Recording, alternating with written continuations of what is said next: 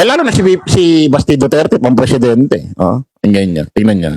Pampresidente si Basti. Ah, tingnan niya.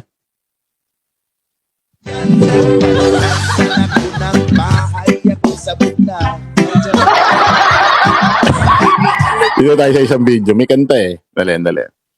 Pampresidente. Oo, ito eh. Oh. Pampresidente. Ha? Tingnan niyo naman kung paano,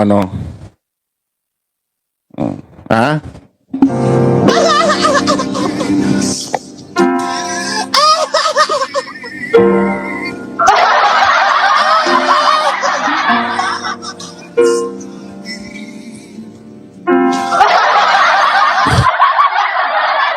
Butik.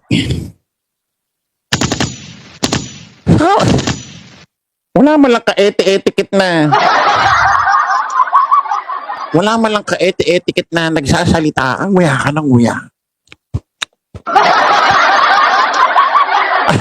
Ang presidente.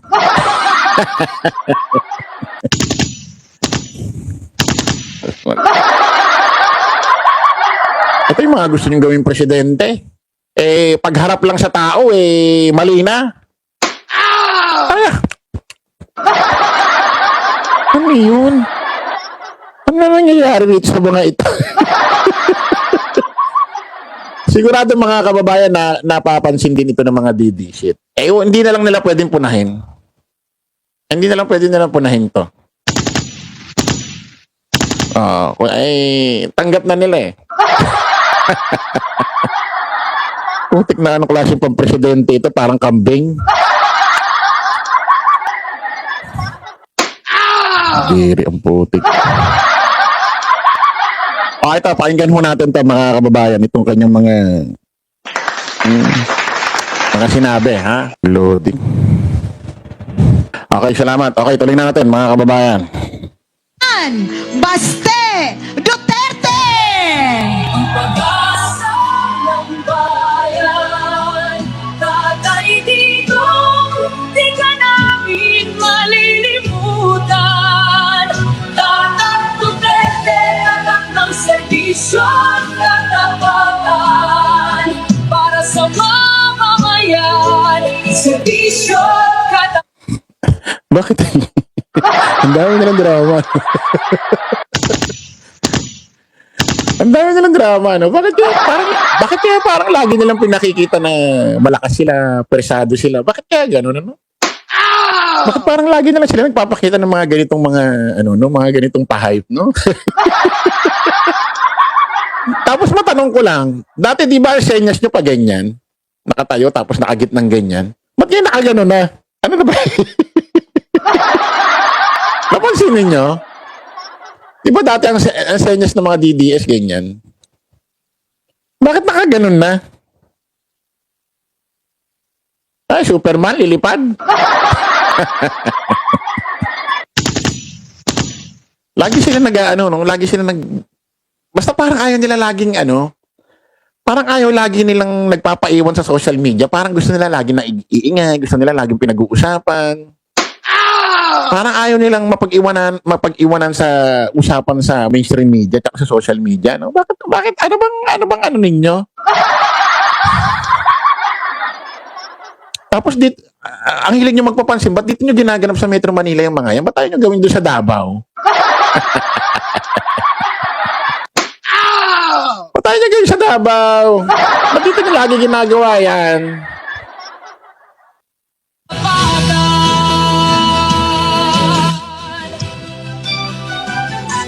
Sa kalsada man o sa gitna. Magandang... Akala ko tatapusin pa yung kanta eh. Sige, upo lang ngayon. Relax lang. Ang Monday nagiging Isipin niyo mga kababayan, ito si Mayor Basti Duterte, mag-i-speech, magsasalitang ganyan. May mga lawyer sa baba, ano? May mga lawyer doon sa upuan. Ano yan? Paniniwalaan niyo yung opinion nito? Mga lawyer na nandiyan dyan, mas mangingibabaw itong mga sasabihin itong mga ito sa inyo. At Pati yung mga tao dyan. Sabagay, after nyan, chicha-chicha. Yeah? Ay, meron kayo nagsabi niya after ng ganyan, basta pamalakpak ka, after niya, chicha tayo. Tayo natin. Tanya natin na. Magandang hapon sa inyong lahat. Former Speaker Bebot Alvarez, Senator Bongo, Senator Padilla, Mike Defensor, Chairman Alcusi, Congressman Leandro. Ito nga pala mga kababayan, aminin nyo, yung totoo gusto ko malaman. Kasi wala akong napapanood, wala akong naririnig Matanong ko lang about kay Senador Bongo. May napanood na ba kayo? May narinig na ba kayong, may nakita na ba kayong video? May narinig na ba kayong mismo galing sa bibig niya? Sa kahit saang mga forum na inendorso niya si BP Inday Sara Duterte para maging presidente sa 2028. Wala akong naririnig. Si Senador Robin yan, lagi. Ulang na nga lang, sabihin ni Senador Robin, Padilla pati aso ng mga Duterte, gawin natin presidente. Kita mo, sabi niya, walang ibang magandang mamuno sa atin dito kundi Duterte. Ibig sabihin, kahit sino na sa pamilya. Basta puro Duterte, gawin natin presidente. Ewan ko, wala akong naririnig. Meron ba kayo napanood? Na si Bongo ini-endorso niya or sinasabi niya ito si BP Inday Sara Duterte gawin natin presidente sa 2020. Wala akong napapanood Oh, sabi ni Roselyn Isidro, wala po akong nakikita at narinig. Wala nga, nagtataka nga ako. Wala akong naririnig. Although nagsasalita siya, lagi niya pinagtatanggol si Digong. Bring him home. Balik natin si tatay. Panalangin natin si tatay Digong. Pero wala akong naririnig na parang talagang pinagmamalaki niya si BP Inday Sara Duterte. At sinasabing iboto natin. Wala akong naririnig. Wala rin kayo, no? Bakit kaya? Tayo natin. Leviste, Attorney Jimmy Bondoc, Attorney Vic Rodriguez, Attorney JB Hinlo, Attorney Topacio, Philip Salvador, Idol, Naku po. and my idol, Harold Respiso. Attorney Lambino, General Esperon, good to see you, sir. And yung mga hindi ko nabanggit, sa susunod na pagkikita natin.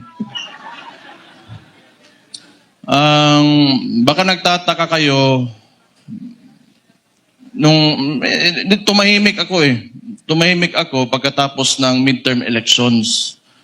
Kasi, talo si Marcos sa Davao Nagpahinga lang ako. Kailangan ko magpahinga kasi 2 taon kaming binanatan doon sa Davao. Yung ginawa ni Bangag,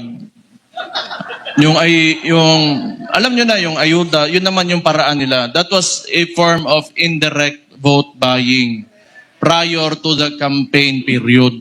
Yun talaga yun. Yung ginamit niya, so sinabi ko naman sa mga taga Davao, tanggapin nyo lang. Total, buwis nyo man yan. Yung nagsikap dyan, para may pera yung gobyerno, pera nyo rin yung kinukuha nyo. Hindi yan galing sa kanya. Pero yung mga taga Davao matatalino na, they are intelligent. Bakit? Meron bang sinabi? Pag nagbibigay ba ayuda ang gobyerno, sinasabi ba na, oy, pera ko yan, ha? Gawin yung utang na loob sa akin. Wala rin naman sinasabi. Meron bang sinasabi ang Administrasyong Marcos na, ito ayuda, pera ko yan? Gawin yung utang na loob. Meron ba? Wala naman,